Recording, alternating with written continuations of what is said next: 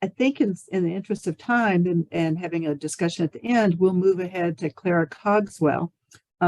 She is with the Consortium of Universities for the Advancement of Hydrologic Science, and is going to be talking about HydroShare and the water community removing perceived barriers to data sharing. Yeah, thank you. Do I just start now? Yes. Awesome. All right. So yeah, thank you for the introduction. I am the community support hydrologist at Quasi, and today I'll mainly be talking about HydroShare, our open source data repository. And our stakeholders, to kind of define that group, is the data producing water community, whether that's academics or citizen science projects or local water managers who are serving the needs of a community, as well as anyone who might attempt to access the data stored and published in HydroShare. So HydroShare contains data sets that are published with DOIs, as well as living data sets that are constantly evolving and is integrated with apps and is accessible via API. And it was created with the goal of lowering barriers to water data sharing and promoting fair data practices. You can see up a little graphic, the findable, accessible, interoperable, and reusable, and making water data available to the scientific community and beyond. And I work directly with that community to help them get their data into HydroShare, learn the system, answer questions, and address any concerns or difficulties that they're experiencing. And through these interactions, I've learned a lot about what might prevent a user from sharing data or using our system, and what makes it easier for them to begin sharing data using our tool and keeping them using it down the line and sharing it with their research groups and their communities. So these insights pertain on a specific level to data sharing in our platform, but hopefully the lessons may translate well to other data sharing efforts.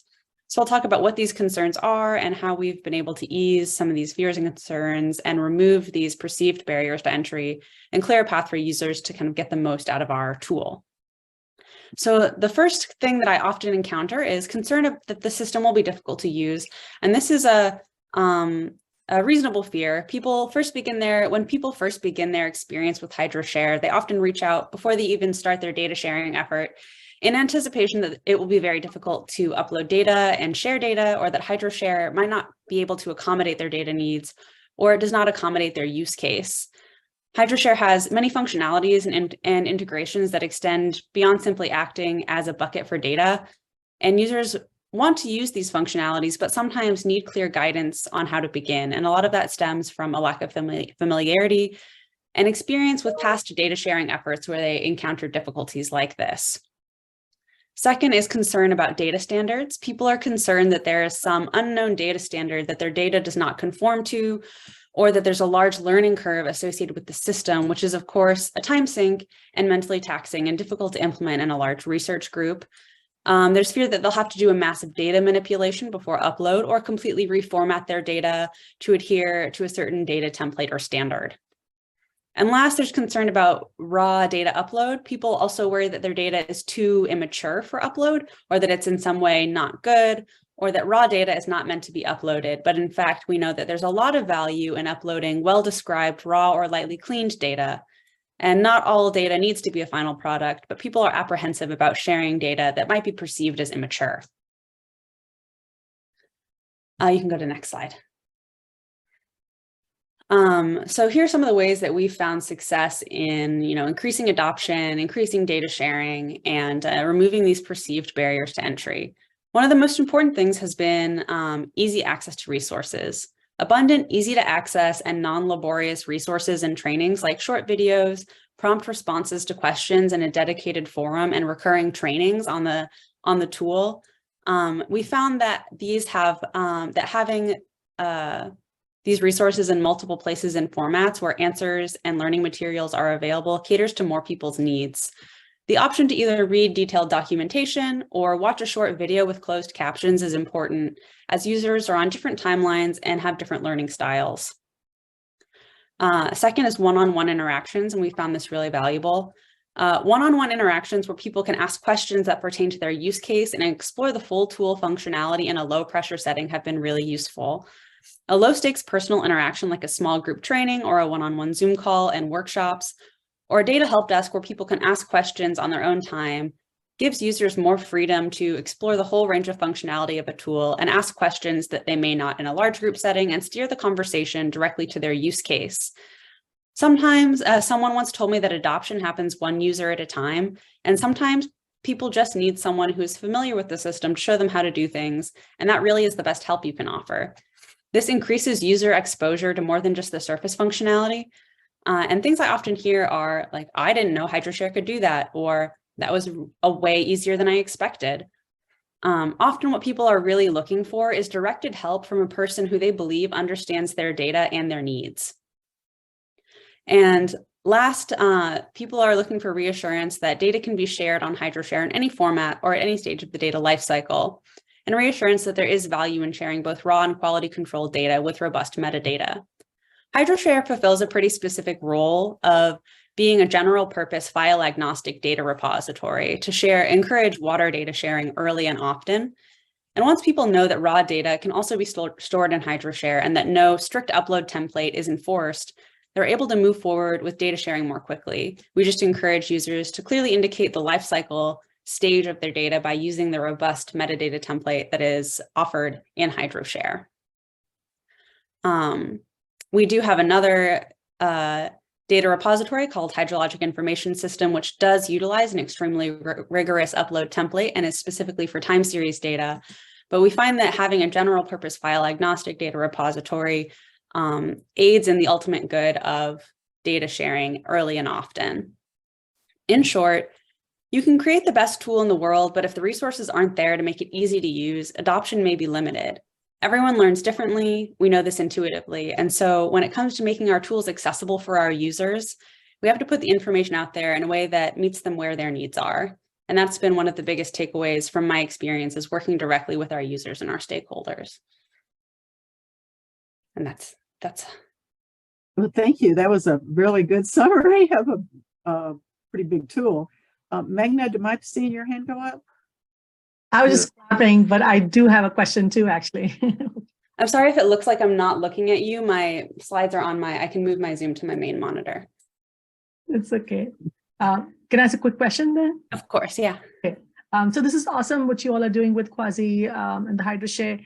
So a lot of the Nexus problems, require data coming from beyond hydrologic sciences, like data, or even things like water distribution infrastructure or water infrastructure data. So are there ways that Quasi can assist researchers in providing a repository where different multi-sectoral data could somehow be also managed, or is that beyond the scope of what Quasi does? So I would say that water infrastructure data is water data. I would say that it would fit the use case of HydroShare. And the nice thing is that HydroShare is completely file agnostic. Any type of data can be uploaded, and every user is automatically allocated 20 gigabytes of storage, but you can really just ask for more. And we'll give it to you most of the time. So I would say that, like, if it's pertaining to water data, if it's part of a related project, that data can go in HydroShare as a part of your project. Thank you. Did that answer your question? Yeah, I think so. This is mostly like for repository, right? As a way for people to just, and then do people use it, like in terms of like are there some is there actually sharing going on a lot? Like I haven't used the HydroShare before, but I was just wondering, because for example, like there is another project called Pipe ID, which has been sort of trying to collect all the data on pipe infrastructure across the country. And I was wondering, there could be some synergies where, you're sort of creating a repository for researchers, but also for practitioners who maybe might benefit from it, right? So that's why it's trying to create some research which is transferable, and the practitioners can use it in some way, right? Like, are there some ways to improve that level of sharing where it's not just, one type of data, but if you say it's all water data, then there's other ways to sort of improve sharing between different users, which are researchers as well as the practitioners. Yeah, so we do support water data, like local water managers, for example. We are also working with the Internet of Water, which is another group that works directly with local water managers. And there is a lot of sharing happening on HydroShare.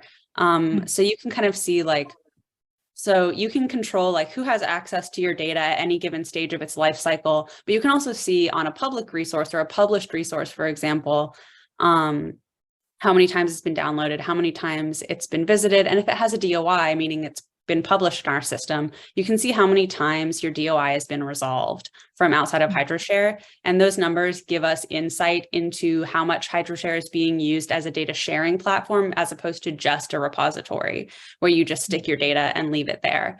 And so that gives us insight into the fact that people really are using it as a collaboration platform.